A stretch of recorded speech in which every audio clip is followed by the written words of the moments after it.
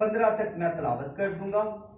तो कलाम मुकद्दस में यूं लिखा है, और जब उसमें दाखिल हुए तो उस बाला खाना पर चढ़े जिसमें वो यानी पतरस और यूहन्ना और यकूब और अंद्रियास और फिलिप्पस और तोमा और बरतलमाई और मत्ती और हल्फी का बेटा यकूब और शमून जेलोतीस और यकूब का बेटा यहूदा रहते थे। ये सब के सब चंद औरतों और यस्सु की मां मरियम और उसके भाइयों के साथ एक दिल होकर दुआ में मशगूल रहे।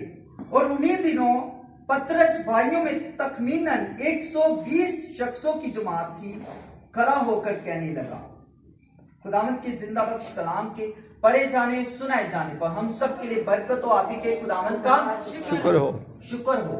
कितनी जमात थी? 120 की जमात थी। और ये क्या करती थी? मिलकर इबादत करती थी, दुआ करती थी। तो ये मिलकर इबादत करती थी। और जो है पतरस इनसे जो है बयान करने लगा, क्योंकि यहूदा जो था उसने वो मर गया था, उसने फांसी ले ली क्योंकि उसने यीशु मसीह को पकड़वाया था। अब ये 11 शागिर्द थे और 12 टोटल करना जरूर था, क्योंकि यीशु मसीह के 12 शागिर्द थे। और वो जो 12 शागिर्द थे उनका होना 12 जरूर था, और फिर वो 12 शागिर्द मुकम्मल होते हैं। और उन्होंने क्या किया कि करा डाला।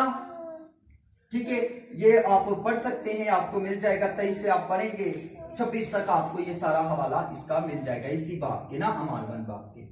तो वो क्या होता है कि करा डालता है, यानी कि करा क्या है? पर्चियां। पर्चियों पर नाम लिखे जाते हैं और नाम 2 शख्स के जो है लिखे जाते हैं। पहला यूसुफ, फिर दूसरा नाम लिखा जाता है मतीहा का। और उन दोनों की जब नाम लिखे जाते और पर्चियां डाली जाती हैं तो फिर नाम किसका निकलता है? मतीहा का। फिर वो 12 शागिर्द पूरे होते हैं। फिर वो 12 की जो शागिर्द हैं वो मुकम्मल होते हैं और 120 टोटल जमात हो जाती है। ठीक है, और 2 बाब में आपको ईद पेंटिकॉस्ट का मिल जाता है, रूह का नज़ूल। हमारी मिनिस्ट्री ईद जो है वो पेंटिकॉस्ट है, जैसे कि पास नाम ने आपको बताया। तो फिर क्या होता है कि रूह का ये जब मिलकर इबादत करते रहते तो फिर क्या होता है कि रूह कुद्दस नाज़िल होता है और गैर जुबानी उन पर उतर आती है। याद रखिए, बरकतें तब ही मिलती है जब हम सब मिलकर एक दिल होकर दुआ करते हैं। और यही मकसद है आप सबको उभारने का कि चर्च आए और मिलकर हम क्या करें? इबादत करें, ताकि खुदा की हजूरी हमारी जिंदगी में कायम हो, खुदा की ब्लेसिंग से हम जुदा ना हो, हमारे बच्चे खुदा की ब्लेसिंग से जुदा ना हो। आमीन। तो ये तो हो गई बात कि चर्च में क्यों आना और मिलकर इबादत करने का क्या मकसद है। तो याद रखें, चर्च में आने का मकसद यीशु मसीह चाहता है कि आप उसकी हजूरी में आए, पहला। नंबर 2 पे हमने सीखा है जो वो ये है कि मिलकर इबादत करने से क्या मिलती है? बरकत मिलती है। हम ढेरों बरकतें लेके जाने वाले बन जाते हैं, पर तब ही जब हम मिलकर इबादत करते हैं, क्योंकि लिखा है जहां 2 या 3 जमा हो वहां मैं मौजूद होऊंगा, हाजिर और नाजिल होऊंगा। तो हम जो है आगे बढ़ेंगे मसीह के प्लान की तरफ, मंसूबे की तरफ। अब पहला तो हमने ये देखा है कि यीशु मसीह चाहता था और ये उसका मंसूबा था कि 2 या 3 इकट्ठे हों और वो मिलकर हम इबादत करने वाले हों, और फैमिली में भी सेम टू सेम है। ये उसका मकसद था और इसलिए उसने अपना मकसद बयान किया अपने शागिर्दों को और लोगों को बयान किया जो उस कलाम को सीखते थे। आमीन। उनको शेयर किया कि आपने 2 और 3 मिलकर क्या करनी है? इबादत करेंगे तो फिर मैं मौजूद हो जाऊंगा। क्योंकि हैकल जो थी वो मुकद्दस थी और हैकल में दुआ की जाती थी। तो हैकल का जो है ना मूसा के जो है ना सुलेमान नबी को जैसे कि खुदा ने ये विजडम दिया, खुदा ने उसे ब्लेस किया कि वो हैकल को तैयार करे। और ये वो हैकल क्यों तैयार हुई? ताकि हम मिलकर इबादत करें। मेन मकसद इबादत का था और मिलकर इबादत करने का। और याद रखे, खुदा ने हमें किस लिए पैदा किया है? अपनी इबादत के लिए। आमीन। तो जैसा कि मैं मंसूबा की अब बात मजीद मंसूबे की तरफ हम बढ़ते हैं, तो आज का जो टॉपिक है वो मंसूबा है खुदावंद का। ठीक है, तो मुकाशफा उसका 21 बाब और उसकी जो ली गई आयत है वो पहली से 4 आयत तक मैं तिलावत करूंगा। फिर मैंने एक नए आसमान और नई जमीन को देखा, क्योंकि पहला आसमान और पहली जमीन जाती रही थी और समुद्र भी ना रहा। फिर मैंने शहर मुकद्दस नई यरूशलेम को आसमान पर से खुदा के पास से उतरते देखा, और उस दुल्हन की मानद आरास्ता था जिसने अपने शौहर के लिए संघार किया हो। फिर मैंने तख्त में से किसी को बुलंद आवाज से ये कहते सुना कि देख, खुदा का खेमा आदमियों के दरमियान है और वो उनके साथ सुकूनत करेगा और उसके लोग होंगे, और खुदा आप उनके साथ रहेगा और उनका खुदा होगा, और वो उनकी आंखों के सब आंसू पोंछ देगा। इसके बाद ना मौत रहेगी, ना मातम रहेगा, ना आहवा नाला, ना दर्द। पहली चीजें जाती। आमीन। अब क्या एक शख्स रहेगा उसके साथ? जी, अभी तलावत हुई है, कितने लोग रहेंगे? तो माजरे से भाई इधर देखेंगे आप, तो माजरे से आप कैप उतार लेंगे क्योंकि मर्द के लिए ये वाजिब नहीं है। ठीक है, थैंक यू सो मच, आपका बहुत शुक्रिया। अब क्या खुदा का प्लान क्या है, मंसूबा की है? सुने आप कि मिलकर इबादत, ऊपर भी यही है, ये मंसूबा है कि खुदावन चाहता है। आ जाए, आप भी आ जाए, बैठे आ जाए। ये है मंसूबा कि खुदावन क्या करेगा कि बहुत से लोगों को खुदा के साथ, खुदा क्या करेगा, उनके साथ सुकूनत करेगा। बहुत से लोगों के साथ, 2-3 के साथ नहीं, बहुत से लोगों के साथ। ये जमात है।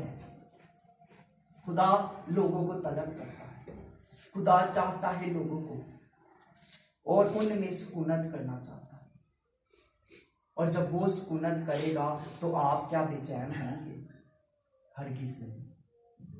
याद रखे, जब वो जिंदगी में आ जाता है तो बेचैनियां नहीं रहती, बीमारियां नहीं रहती, बेरोजगारी नहीं रहती। जब वो आ जाता है मेरे अजीजों, तो खुदा का जो प्लान है वो क्या है कि वो कहता है, यूहन्ना अरफ की मार्फत कलाम करता है, और यूहन्ना अरफ क्या देख रहा है?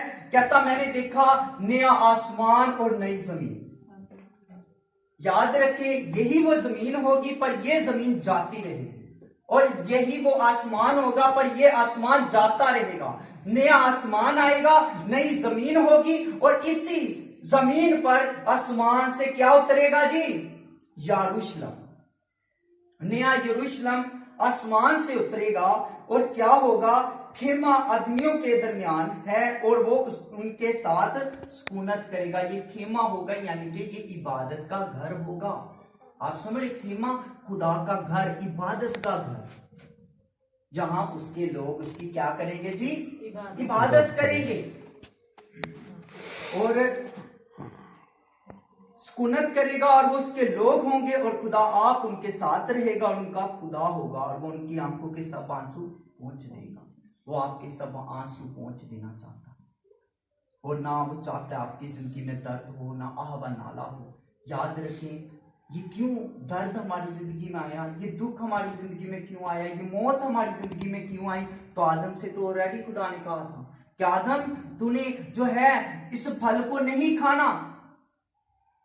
जिस दिन तूने नेक व बद की पहचान के फल को खाया, उस दिन तू क्या हो जाएगा जी? मर जाएगा। आदम को तनकीद की थी खुदा ने, उसे कहा था कि तूने वो फल को नहीं खाना, पर उसने क्या किया? वो फल को खाया। हुन दसो, दर्द खुदा ने दिया कि इंसान ने खुद लिया? अब बताएं, मौत उसने, खुदा ने दी कि उसने ली?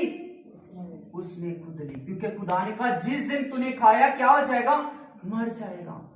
देखिए, खुदा के प्लान क्या है कि वो आपकी जिंदगी में दुख नहीं चाहता, वो आपकी जिंदगी में मौत को नहीं चाहता। वो आपसे बहुत प्यार करता है, आज भी आपको पुकारता है और कहता है मेरे बेटे लौट आ मेरी तरफ। अगर हमारी जिंदगी गुनाह में है तो आज भी खुदा आपको पुकारता है, क्योंकि वो नहीं चाहता आप अजियत में हो, वो नहीं चाहता कि आपकी जिंदगी में दुख हो, वो नहीं चाहता कि आपकी जिंदगी में परेशानी आए, वो नहीं चाहता कि आप बेरोजगार हो, वो आपको रोजगार देना चाहता है, वो आपकी जरूरियात को पूरा करना चाहता है। दुआ करनी शुरू करें, और अगर आपकी जिंदगी में गुनाह है उस गुनाह पर इतराफ करें और कहें कि खुदा मुझे माफ कर, क्योंकि तेरे जो प्लान है, तेरा जो मंसूबा है, वो ही मेरी जिंदगी में मैं चाहता हूं, क्योंकि उसके मंसूबे आपके लिए इस जमीन पर भी अच्छे हैं और आसमान की बादशाही में भी अच्छे हैं, क्योंकि वो आपके लिए खुशियां चाहता है, वो आपके लिए बरकतें चाहता है, वो आपके लिए सब कुछ चाहता है। दुआ करनी शुरू करें। ओ खुदा बाप, खुदा बेटे, खुदा कुदस पाक खुदावन, देख मुझ में तो इतनी दनाई मैं नहीं पाता खुदा पाक खुदा कि मैं तेरे कलाम की रसाई तेरे लोगों तक कर सकूं, पर तेरा शुक्र अदा करता हूं कि तू मुझे कलाम की समझ देता है और मेरे लफ्जों में तरतीब को बख्श देता है कि मैं तेरे कलाम की रसाई करने में कामयाब हो जाता हूँ खुदावन। और खुदा पाक खुदा मैं तेरा शुक्र अदा करता हूँ इस खुदा पाक खुदा इन लोगों के लिए, खुदा इन जमात के लिए खुदावन, आज जो हमने तेरे कलाम से सीखा तेरी मर्जी को, तेरे मकसद को, कि तू चाहता है कि हम तेरी इबादत करें, हम मिलकर इबादत करने वाले हों, ताकि तेरी सदा हजूरी में रहने वाले बने, ताकि उन बरकत को लेने वाले बने जो तू हमारी जिंदगी में चाहता है। यकीनन हमने आसमान की बादशाही के मतलब सीखा, नई यरूशलेम के मतलब सीखा, नए आसमान और नई जमीन के मतलब सीखा कि यकीनन वहां तू हमारे आंसू पहुंच देगा। लिखा है कि ना वहां दर्द होगी, ना आवा नाला होगा, ना मौत होगी, क्योंकि पहली चीजें जाती रहेंगी। और यही बरकत तूने इस जमीन पर अपनी जान देकर भी हमारे लिए तैयार की। आज अगर हम उस शिफा को ले लेते हैं तो ये तेरा खून बहाना है, ये तेरे खून बहाने का ही सबब है खुदा, और ये तेरा फजल ही है जो कलवरी से जारी हुआ, जो हम अपनी शिफा को ले लेते हैं। खुदा पाक खुदा मैं तेरा शुक्र अदा करता हूँ खुदा, हम सब मिलकर तेरा शुक्र अदा करते तेरे खून बहाने के लिए खुदा, तेरा एकम 40 कोरे खाने के लिए खुदा हम तेरा शुक्र अदा करते हैं खुदा पाक खुदा। तू इनकी पूरी जो खुदा पाक खुदा आए हैं, जो भी इनकी दिल की मुरादें हैं तू पूरी कर देना। बदन के किसी हिस्से में कमजोरी है तो जाती रहे खुदा। आज का जो बीज बोया गया इन्हें फजल दे कि ये 100 का 100 फल ला सके खुदा, तो इन्हें बड़ी बरकत देना खुदा पाक खुदा, किसी चीज की कमी ना आने देना मेरे पापा से। और रबा रबा शिंतरा ए रब मेरे बाप मैं तेरा शुक्र अदा करता हूँ। और रब्बा भा ला ला जो ए रब ए मेरे बाप तू बहुत बड़ा खुदा है और तू असीम है यकीनन खुदावन, और हम सब तेरा शुक्र अदा करते हैं। यकीनन हमने मांगा है, पाया है, यीशु के नाम से आमीन।